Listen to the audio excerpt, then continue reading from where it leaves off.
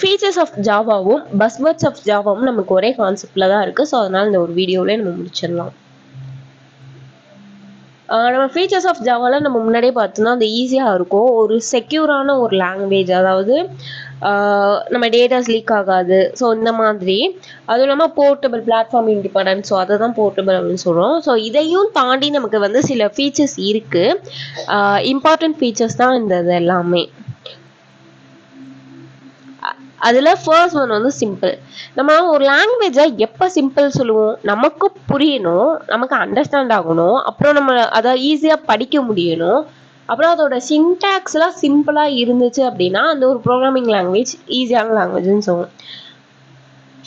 அது மட்டும் இல்லாமல் ஜாவா சின்டாக்ஸ் வந்து எதை பேஸ் பண்ணி இருக்குது அப்படின்னா C++ லாங்குவேஜை பேஸ் பண்ணி இருக்குது. நெக்ஸ்ட் வந்து இதில் வந்து கஷ்டமான சில ஃபீச்சர்ஸ் வந்து கிடையாது. அது என்னென்னா பாயிண்டர்ஸு, ஆப்ரேட்டர்ஸ் ஓவர்லோடிங். ஸோ இந்த மாதிரியான ஃபீச்சர்ஸ் அதில் இல்லை அப்படின்னு சொல்கிறாங்க. ஏன்னா அது கொஞ்சம் கஷ்டமாக இருக்கும் லேர்ன் பண்ணுறதுக்கு. தென் அது போக இதில் வந்து ஆட்டோ கார்பேஜ் கலெக்ஷன் இருக்குது. இப்போது நம்ம ஆல்ரெடி ஒரு வீடியோவில் பார்த்தோம் ஆப்ஜெக்டை பற்றி. ஆப்ஜெக்ட் நம்ம டிஃபைன் பண்ணியிருக்கோம், பட் ஆனால் அதை ரெஃபர் எதுவும் பண்ணலன்னா நம்ம அதை போய் உட்காந்து டெலீட் பண்ணணுங்கிற அவசியம் கிடையாது. ஆட்டோமேட்டிக் கார்பேஜ் மூலயமா அது ஆட்டோவாகவே இதுவாகிடும். சீலெல்லாம் பார்த்துருந்தீங்கன்னா தெரியும், ஒரு டிஃபைன் வந்து ஒரு வேரியபிளே கிரியேட் பண்ணியிருந்தீங்க அப்படின்னா எங்கிட்ட யூஸ் பண்ணணும்னா திஸ் வேரியபிள் ஏதோ யூஸ்டு அப்படின்னு சொல்லிட்டு நாட் யூஸ்டு அப்படின்னு வந்து காமிக்கும். ஸோ அந்த மாதிரி இருக்காது. ஆப்ஜெக்ட் ஓரியன்ட் நம்ம இப்போ தான் கதையாக பார்த்தோம். ஸோ அதை பற்றி தான் அதில் இருக்கும். ஸோ அதோட டைப்ஸை பற்றி எழுதிங்க. ஸோ ஜாவாவை பொறுத்த வரைக்கும் எல்லாமே வந்து ஆப்ஜெக்டில் தான் இருக்கும். அது போக ஆப்ஜெக்ட் எதை பேஸ் பண்ணி இருக்கும் அப்படின்னா data and behaviour. Object oriented எதுக்காண்டி யூஸ் பண்ணியிருந்தோம் சொல்லியிருந்தோம்ல, அது வந்து ஒரு சாஃப்ட்வேரை ஆர்கனைஸ் பண்ணுறதா தான் ஸ்ட்ரக்சர் ஃபார்மேட்டில் இருக்கணுங்கிறதுக்காண்டி யூஸ் பண்ணுறோம் அப்படின்னு சொல்லிப்போம்.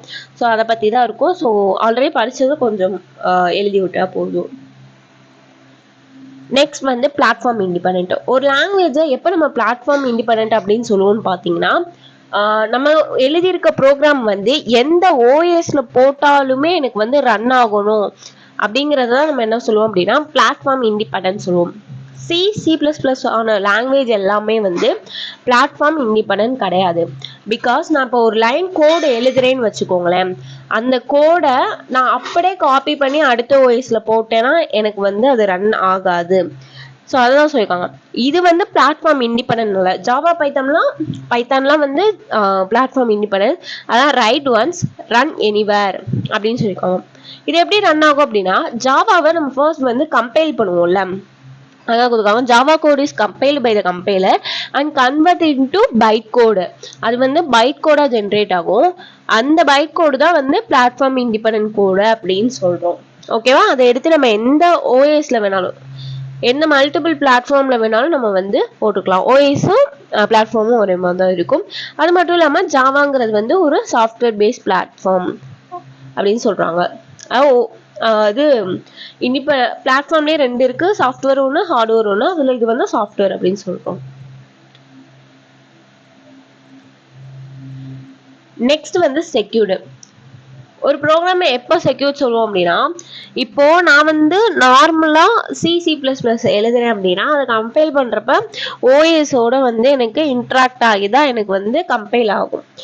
பட் நான் இந்த இடத்துல ஜாவாவை பொறுத்த வரைக்கும் எனக்கு JVM அப்படிங்கிற அந்த ஒரு கான்செப்ட்லேயே வந்து வந்துடும். JVM means Java virtual machine. So அதிலே வந்து எனக்கு என்ன ஆகிடும் அப்படின்னா ரன் ஆகிடும். ஸோ அதனால எனக்கு வந்து டேட்டாஸ் எதுவும் லீக் ஆகாது. ஸோ அதில் செக்யூராக இருக்கும் அப்படின்னு சொல்கிறாங்க. நெக்ஸ்ட் வந்து ரோபோஸ்ட் அப்படிங்கிற இங்கிலீஷ் மீனிங் என்ன அப்படின்னா ஸ்ட்ராங் அப்படிங்கிற மீனிங். எதில் ஸ்ட்ராங்காக இருக்கும் அப்படின்னா மெமரி மேனேஜ்மெண்ட்டில் ஸ்ட்ராங்காக இருக்கும். இந்த ஃபஸ்ட்டு ஒரு பாயிண்ட் படி சொல்ல சிம்பிள். ஸோ அந்த பாயிண்டர்ஸ் எதுவுமே வந்து இருக்காது. ஸோ அதனால் வந்து செக்யூரிட்டி ப்ராப்ளமும் நமக்கு வந்து இருக்கும் அப்படின்னு சொல்லுவாங்க. செக்யூரிட்டி ப்ராப்ளம் மீன்ஸ் செக்யூரிட்டியாக இருக்கும் அப்படின்னு சொல்கிறாரு. ஓகேவா? நெக்ஸ்ட் வந்து இதில் வந்து ஆட்டோ கார்பேஜ் கலெக்ஷன் இருக்கிறதுனால நம்ம ஏதாவது அன்ரெஃபர்டாக பண்ணியிருந்தா கூட அது ஆட்டோவாகவே கலெக்ட் ஆகிக்கும் அப்படின்னு சொல்லுவாங்க. அதுக்கடுத்து எக்ஸெப்ஷன் ஹேண்ட்லிங், அப்புறம் டைப் செக்கிங் மெக்கானிசம் வந்து ஜாவாவில் இருக்குது அப்படின்னு சொல்லுவாங்க. எக்ஸப்ஷன் ஹேண்ட்லிங் அப்படிங்கிறது சொல்லி கேள்விப்பட்டிருப்பீங்க, ஜீரோ டிவிஷன் எரர். ஸோ ஏதோ ஒரு எரர் விட்டாலும் அது இதுதான் எரர் விட்டுருக்கோம், அதை எப்படி வந்து சால்வ் பண்ணுறது அப்படிங்கிறத பற்றி நம்ம ஒரு இது மாதிரி கமெண்ட் மாதிரி கொடுத்துருப்போம். ஸோ அதான் எக்ஸப்ஷன் ஹேண்ட்லிங், அதுலேயும் வந்து ஸ்ட்ராங்காக இருக்குது அப்படின்னு சொல்கிறாங்க. Next architectural neutral. So architectural நியூட்ரல்ல இதில் என்ன சொல்ல வராங்க அப்படின்னா,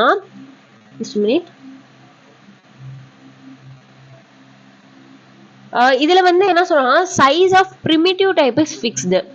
அதாவது பிரிமிட்டிவ் டைப் வந்து ஃபிக்ஸ்டா இருக்கும். இப்போ நம்ம சி லாங்குவேஜ் எடுத்துக்கிட்டோம் அப்படின்னா அது வந்து மெமரி 2 பைட் ஆஃப் மெமரி வந்து 32 பிட் ஆர்கிடெக்சர். நம்ம கம்ப்யூட்டர்ல நான் உங்களுக்கு காமிக்கிறேன், கம்ப்யூட்டர்ல 32 பிட் ஆர்கிடெக்சர் இருக்கு, 64 பிட் ஆர்கிடெக்சர்ல இருக்கு.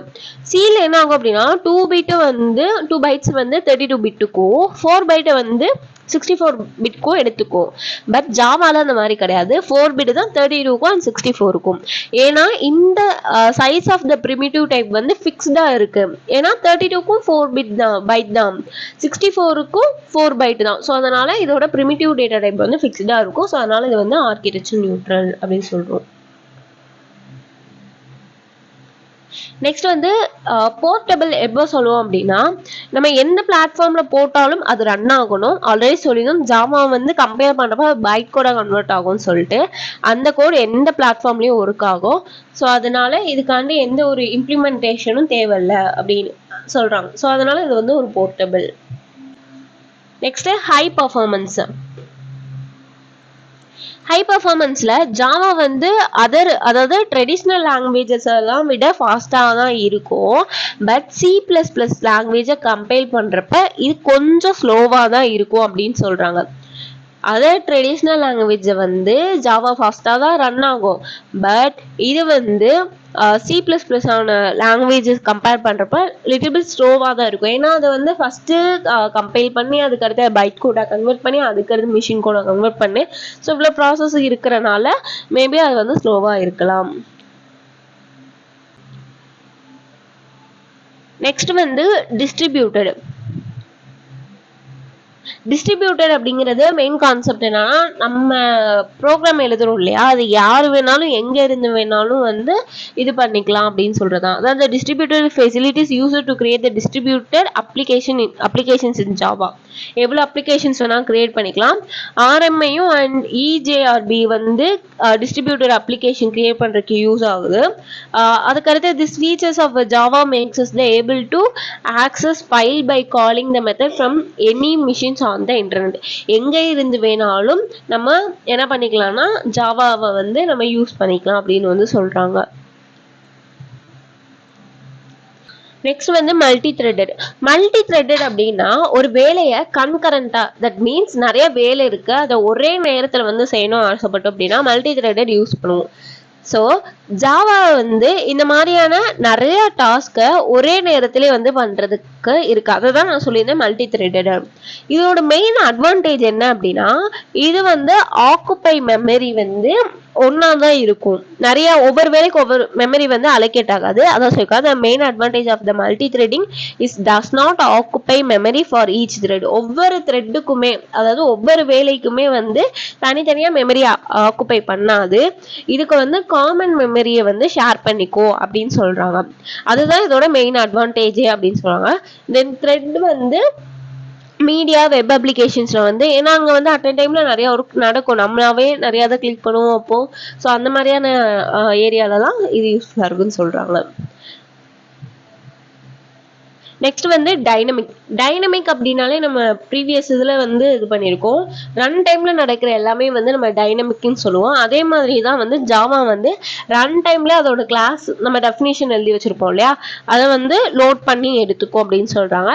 C++ மாதிரியான லாங்குவேஜஸ்லாம் ஃபங்க்ஷனுமே வந்து டைனமிக்காக எடுத்துக்கோல, அதை தான் சொல்கிறாங்க. Java is a dynamic language. It's suppose the dynamic loading classes. அதான் கிளாஸஸை வந்து தேவைக்கேற்றப்ப இது பண்ணிக்கோ. It means the classes are loaded on demand. எப்போ தேவைப்படுதோ அப்போ இது பண்ணிக்கோ. It's also support function from its native language that is C++. So நம்மளோட எக்ஸ்பிளனேஷன் உங்களுக்கு பிடிச்சிருந்தது அப்படின்னா மறக்காம லைக் பண்ணுங்க, சப்ஸ்கிரைப் பண்ணுங்க அண்ட் கமெண்ட்டும் கூட.